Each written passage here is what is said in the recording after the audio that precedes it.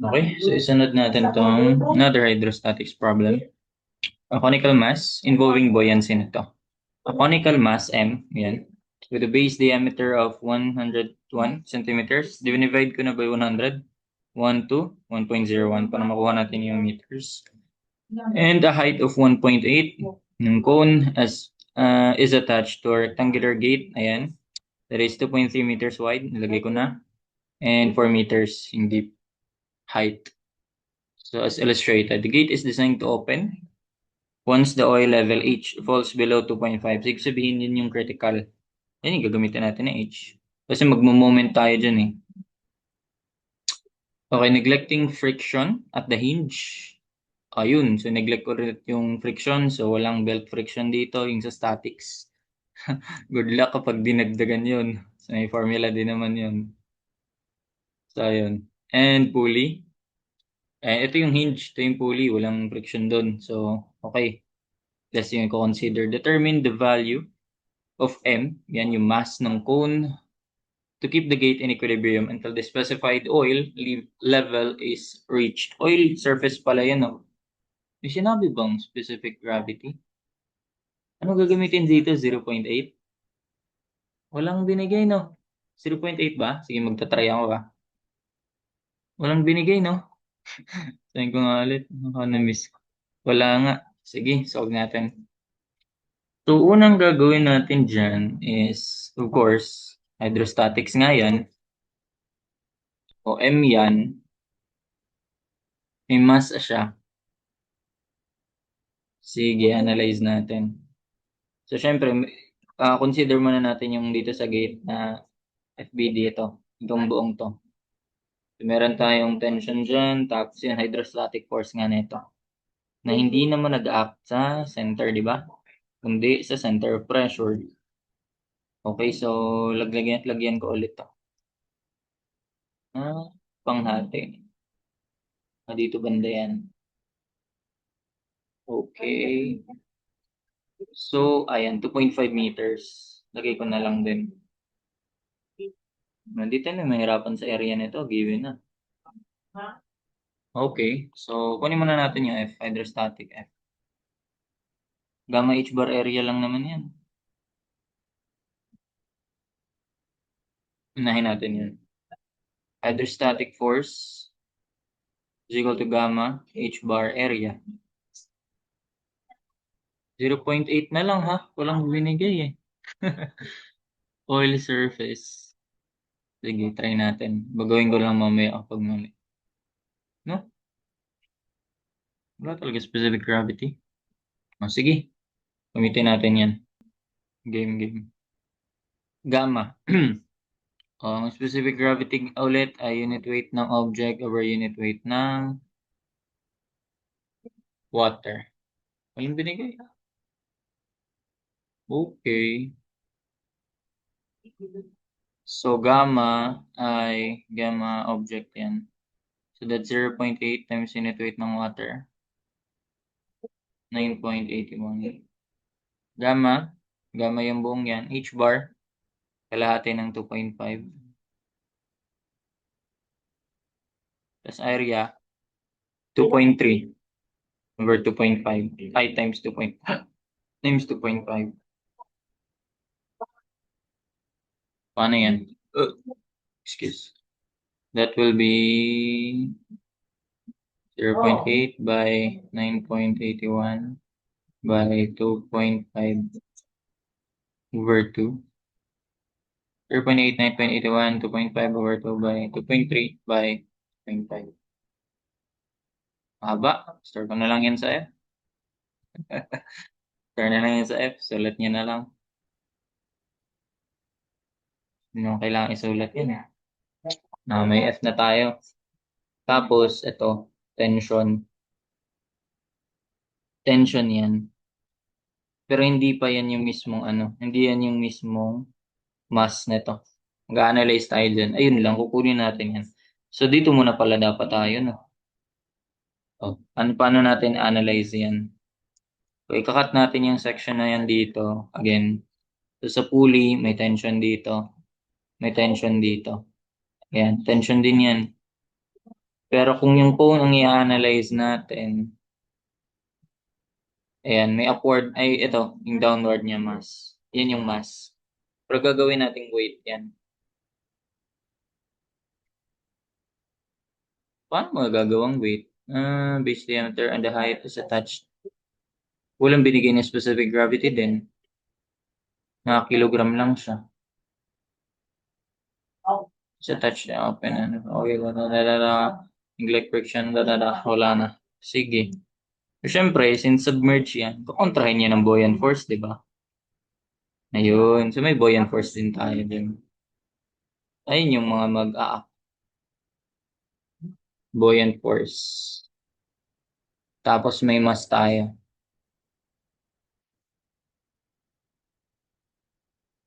Tapos may tension tayo dito. Okay? So ito ay kapag sa pulley mo inanalyze yan, pulley. Pero kapag dito, may tension yan. Ibig sabihin, express pala natin si ano in terms of tension. No? Yan, nilitan ko na lang. Tension yan, equal yan sila. Ito may mass. No, pababa. Okay. Ganun. Tension. Tensionado. Saan ko ilalagay ito? Dito na lang, tension T. Tas mass, tas buoyant force. So yun, based summation of forces along Y. Summation of forces along Y equals 0. So upward equals downward. So tension plus buoyant force equals mass. Nga ba maano yung mass na kilogram yan eh. Eh di ano, divide mo na lang. Divide mo by G. Actually, divided by weight pala. Di, gamitin ko ng mg to, di ba? Kasi mass times acceleration due to gravity is the weight. Naka-kilogram kasi siya eh. So, naka-newton pala tayo. Di, naka-newton pala to. Ito naka-newton. Dapat naka-newton tayo dito. Dito naka-kilonewton tayo eh. Eh di mag-newton tayo sa lahat. Di-divide ko yan by 1,000. Naka-kilonewton yan eh. Ganun. Mag-newton tayo. So, ibig sabihin, ang buoyant force dito gagamitin ko ay naka-in terms of Newton din. So, mag 9,100, ay 9,810 tayo dyan. Tension plus ang buoyant force. Ano ulit yung buoyant force? Di ba ano yun? Unit weight ng liquid times volume displaced. Paano yung volume displaced? Ayun lang. Kakat ulit tayo. Kasi hindi naman fully submerged yan. Ito lang oh. Kakat yan dyan. Ayun, magagamit natin to. 2.5. Anong magiging height niya na lang? If ito lang yung i-consider natin. So that will be 2.5 yung buong height minus 1, no? Yun, binigay eh. E di 1.5. 1.5 meters. Tama? Okay. 2.5, 1.5. So, naka-protrude siya ng 0.8. Okay. So, buoyant force ay unit weight ng liquid. So, ayun, 0.8 na lang ulit tayo. Anuin ko nga yung 0.8 na yan? Ibahin ko kulay. Para madaling mapansin pag ano. Kung mali man yan, papalitan na lang natin. 0.8. May 0.8 na ginamit. 0.8. Ayan. Unit weight times 9,810 to. Understood naman ano? Kasi kailangan natin naka-Newton eh. Naka-Newton. Times ko lang by 1,981. Tapos, times volume displaced. Ayun lang. Oo nga. Kailangan mo yan. So, mag-ratio and proportion ka dyan. Okay. So, mag-ratio and proportion ka. 1.01 divide by 2 para sa ano. Actually, pwede naman yung... Hindi, gawin nating radius. Okay, gawin nating radius tong 1.01. Ilan yun? Hindi ko ma-mental. 1.01 divide by 2. Gawin nating radius lang. So, 0.505. Ayun. Ayun yung distance na yan. 0.505 meters. So, radius lang yan. Yan, radius lang yan. Okay, so by ratio and proportion, kung ito yung papangalan nating AR, R, ayan, yung radius niyang baba, so gagawin natin R over 1.5 is equal to 0.505 all over yung buong height na 1.8. So, solve natin si R. R is what? That is just 1.5 by 0.505 divided by 1.8. Paulit-ulit na naman. X na lang to. Ay, mahirap. Radius. X na lang. Ayun, 101 over 240. Pwede pala. I-exact natin. 101 over 240 meters. Meters, di ba? Ayan, ayun yan. Parang volume yan. Volume ng cone, di ba? Paano yung volume nun? Volume ng cone, 1/3 area ng base times height. 1/3 pi r squared. 101 over 240. Pi r squared. 1/3 pi r squared times height na 1.5. Ayun. That is equal to mg. Kaya pala mo simplify, no? mg over 1,000. Di yan magnesium, milligrams, megagrams. Okay, so express natin si T in terms of niyan. Yun yung tinatanong, di ba? Hindi. Express natin si M in terms of... Tama nga. Express natin si T in terms of niyan. Kasi nga, kailangan natin ma-solve si M. So, express natin si T in terms of yun, in terms of M. So, sige, as is ko na lang yung mg over 1,000. Tapos, ibabawas ko yung, ayan, 0.8 by 9.81. Nope, 9,810 times 1/3 times pi r squared. Nasa x yun, di ba? Times height. Check nga natin. Ito ba yun? 101 over 240. Yan. 2183. Store ko yan saan pa ba din naka-store? Wala pa sa A, di ba? A na lang. Naka-store yan sa A. Minus A. Tapos, yung tension, gagamitin natin dito, naka-express in terms of G. IFM. Yung G, 9.81 naman yan. Sige. Sige. So, moment na tayo. Emission of moment about, pangalanan natin tong O. O lang. Yan. Emission of moment about O. Ayun pa pala. Di pa pala natin nakuha yung pwesto talaga ni F, no? Sige. Nakalimutan. Sige na, na natin yan. Kunin muna natin. Pwesto ni F. So, hindi yan sa center of tawag yan, gravity, kundi sa center of pressure na bandang baba yan. So, dito yan siya. Ayan yung F. Kaya bababa ko rin to. Ito yung distance eh. The eccentricity. Di lumabas. Basta yan. Di lumabas kasi masyadong maliit. Eccentricity eh. So, nandito yung center of gravity, nandito yung center of pressure.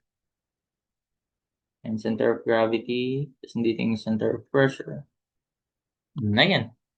So, paano yan? Kung magmo-moment ka about dito, so kalahati yan ng 2.5, bawas mo sa E. So, kailan mo makuha si E talaga? Okay, so kunin natin si E dito. Dali na lang naman yan. IG over AY bar. Ang Y bar, H bar na lang din yun. Kasi hindi na siya katulad kanina na incline. So, IG, base height cube over 12. Base ay 2.3. Height ay 2.5. Cube over 12. Ang area, yun, 2.3 by 2.5. Ang Y bar ay, simple H bar, kalahati lang ng H. 2.5 over 2. Okay. So, store natin to sa A. Kung pangit, not so nice number, condition friendly, store natin. So, that will be, actually, pwede nga mag-cancel dyan, no? O, cancel pala to, 2.3, 2.3. 2.5 squared na lang to. Actually, 2.5 na lang yan kasi squared na to eh. 2.5 times 2.5, 2.5 squared, 2.5 na lang yan. Di ba na-simplify pa? 2.5, parang magandang number to. Or fraction. 2.5, ayan, cancel. 2.5 squared. Divided by, ano na lang natira? 0.3, 2.5 squared. Ayun, 12 over 2 or 6. O, yun, 5/12 lang pala yan. Store mo pa ba yan? Ayan. So, moment na tayo about 0.0. Pag nag-moment tayo about 0.0, summation ng moment about 0.0 is equal to 0. Kasi nga, yun yung critical. Ayan, ano unahin natin? T times 4. Diba? T times 4. T times 4. As is muna to. Mayan tayo mag-substitute. T times 4, tas yung hydrostatic force na lang. Na force times H over 2. H over 2. Bawas mo yung E. Diba? H over 2, kalahati. Yan yun. Bawas mo si E.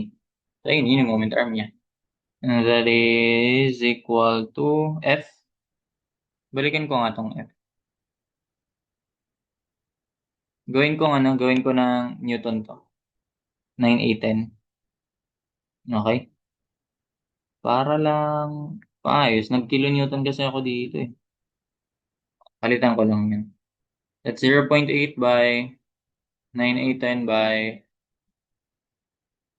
2.5 times 2.5, 2.5 squared over 2. 2.5 times 2.5, no? Tapos yung 2.3. Ayan. Mas malaki. F. Tama nga ba? 0.8, 9/810, 2.5 times 2.5 times 2, divided by 2, 2.3. Okay? Sa F. Ayun. Nakaka-store sa F.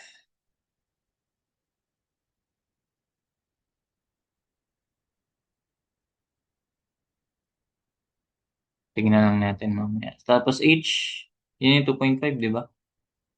Laki masyado. 2.5 over 2 minus E. 5/12. Shift solve na yan. Wait nga, ano ba ginawa ko? Kilogram na Newton, divide by Newton. Naka-kilonewton to. Yung A dito, ito yun. Naka-Newton. Sige, adjust tayo. Naka-Newton na pala siya. So, mg na lang yun. Equals mg na lang yun. Ulitin ko lang. mg minus A. mg. Tama, di ba? 9/8 ginamit ko dito eh. Newton yan. Newton per cubic meter times cubic meter ang Newton. So, dapat ito, in terms of Newton, kilogram times meter per second squared. Newton yun. So, ito yung i-adjust natin. Nadali lang pala. So, tama lang din pala talaga yun. So, m times 9.81 and minus A. So, masyado malaki to. Masyado malaki. Adjust ko lang. Napalabas naman na natin. Ayusin ko lang yung times 4. M times 9.81 minus A. Tama naman yung nagamit ko. Baka check nyo na lang kung nakita. Then 2.5 divided by 2 minus 5 over 2. Baka dito ko nadali sa constants. Shift store M. Double check. M times 9.81 minus A times 4 equals 4 times 2.5 over 2 minus 5 over 2. Ayan. So shift solve. And F. Tapos, ang M natin ay, sige, 1.5 or 1,000 na lang. Sige, 1.5. Lapit na eh. Ayan, 1,420 kilograms na yan. 1,420.4680. And that's it. So you solve this problem involving hydrostatics and buoyancy. So, ayun. M pala. Lagyan ko na lang ng value. Dating napalabas natin sa M. Screenshot ko rin kasi yan eh. Last problem. Down to our last problem na tayo. 10 kilograms. Hope you learned something. Ayan. End ko na to.